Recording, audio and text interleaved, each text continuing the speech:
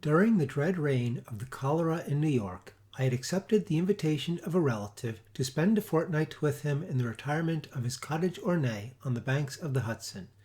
We had here around us all the ordinary means of summer amusement, and what with rambling in the woods, sketching, boating, fishing, bathing, music, and books, we should have passed the time pleasantly enough, but for the fearful intelligence which reached us every morning from the populous city. Not a day elapsed which did not bring us news of the decease of some acquaintance. Then, as the fatality increased, we learned to expect daily the loss of some friend. At length we trembled at the approach of every messenger. The very air from the south seemed to us redolent with death. That palsying thought, indeed, took entire possession of my soul. I could neither speak, think, nor dream of anything else. My host was of a less excitable temperament, and, although greatly depressed in spirits, exerted himself to sustain my own. His richly philosophical intellect was not at any time affected by unrealities. To the substances of terror he was sufficiently alive, but of its shadows he had no apprehension. His endeavors to arouse me from the conditions of abnormal gloom into which I had fallen were frustrated in great measure by certain volumes which I had found in his library. These were of a character to force into germination whatever seeds of hereditary superstition lay latent in my bosom. I had been reading these books without his knowledge, and thus he was often at a loss to account for the forcible impressions which had been made upon my fancy. A favorite topic with me was the popular belief in omens, a belief which, at this one epoch of my life, I was almost seriously disposed to defend. On this subject we had long and animated discussions, he maintaining the utter groundlessness of faith in such matters, I contending that a popular sentiment arising with absolute spontaneity, that is to say, without apparent traces of suggestion, had in itself the unmistakable elements of truth, and was entitled to as much respect as that intuition which is the idiosyncrasy of the individual man of genius. The fact is, that soon after my arrival at the cottage, there had occurred to myself an incident so entirely inexplicable, and which had in it so much of the portentous character, that I might well have been excused for regarding it as an omen. It appalled, and at the same time so confounded and bewildered me, that many days elapsed before I could make up my mind to communicate the circumstances to my friend. Near the close of an exceedingly warm day, I was sitting, book in hand, at an open window, commanding, through a long vista of the river banks, a view of a distant hill, the face of which nearest my position had been denuded by what is termed a landslide, of the principal portion of its trees. My thoughts had been long wandering from the volume before me to the gloom and desolation of the neighboring city. Uplifting my eyes from the page, they fell upon the naked face of the bill, and upon an object, upon some living monster of hideous conformation, which very rapidly made its way from the summit to the bottom, disappearing finally in the dense forest below. As this creature first came in sight, I doubted my own sanity, or at least the evidence of my own eyes, and many minutes passed before I succeeded in convincing myself that I was neither mad nor in a dream. Yet when I described the monster, which I distinctly saw and calmly surveyed through the whole period of its progress, my readers, I fear, will feel more difficulty in being convinced of these points than even I did myself.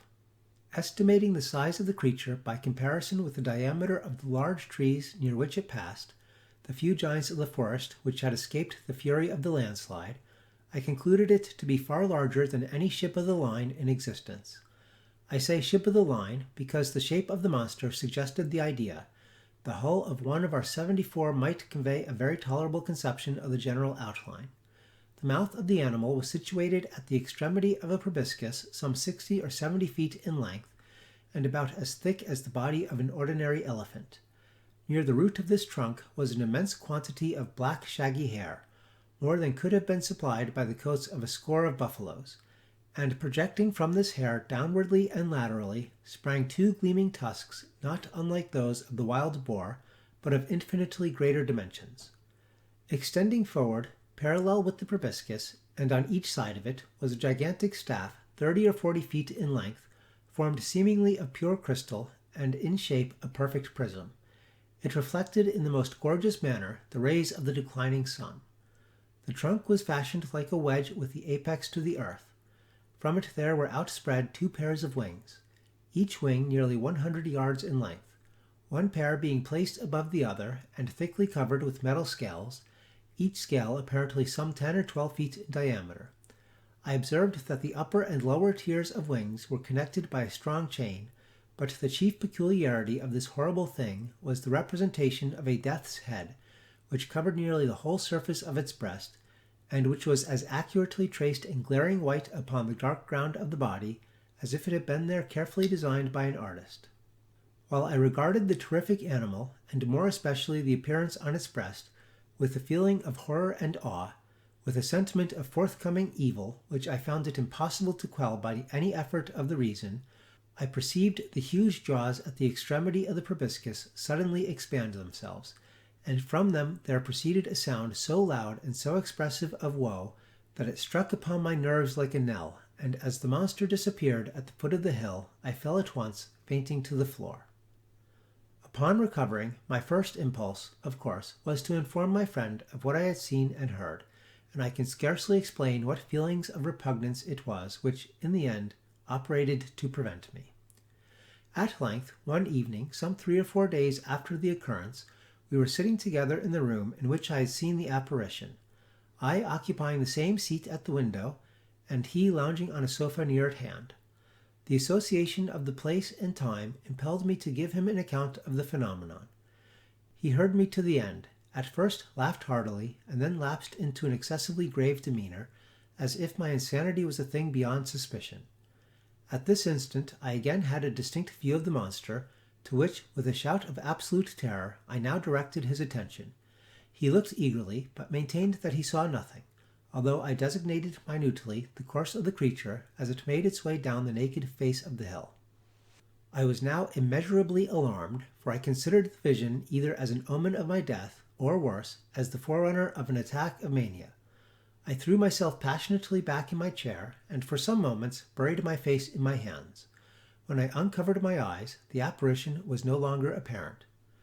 My host, however, had in some degree resumed the calmness of his demeanor, and questioned me very rigorously in respect to the conformation of the visionary creature.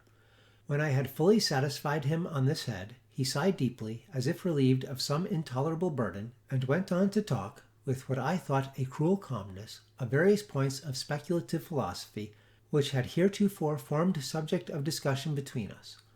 I remember his insisting very especially, among other things, upon the idea that the principal source of error in all human investigations lay in the liability of the understanding to underrate or to overvalue the importance of an object through mere misadmeasurement of its propinquity.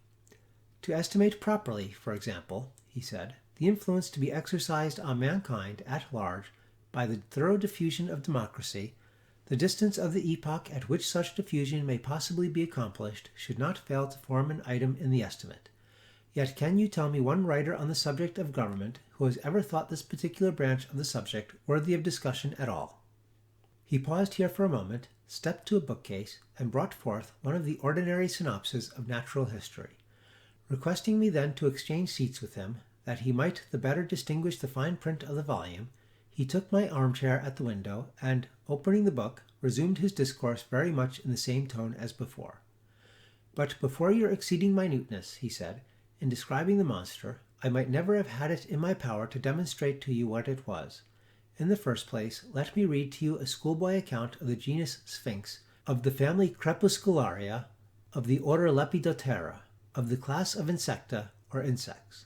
The account runs thus.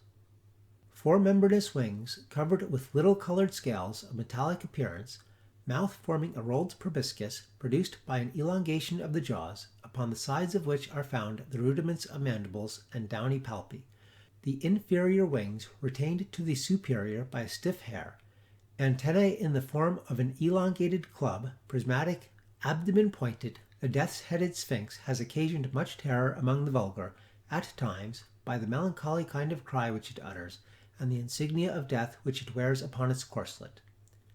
He here closed the book and leaned forward in the chair, placing himself accurately in the position which I had occupied at the moment of beholding the monster. "Ah, here it is," he presently exclaimed. "It is reascending the face of the hill, and a very remarkable-looking creature I admit it to be. Still, it is by no means so large or so distant as you imagined it. For the fact is that, as it wriggles its way up this thread, which some spider has wrought along the window sash, I find it to be about the 16th of an inch in its extreme length, and also about the 16th of an inch distant from the pupil of my eye.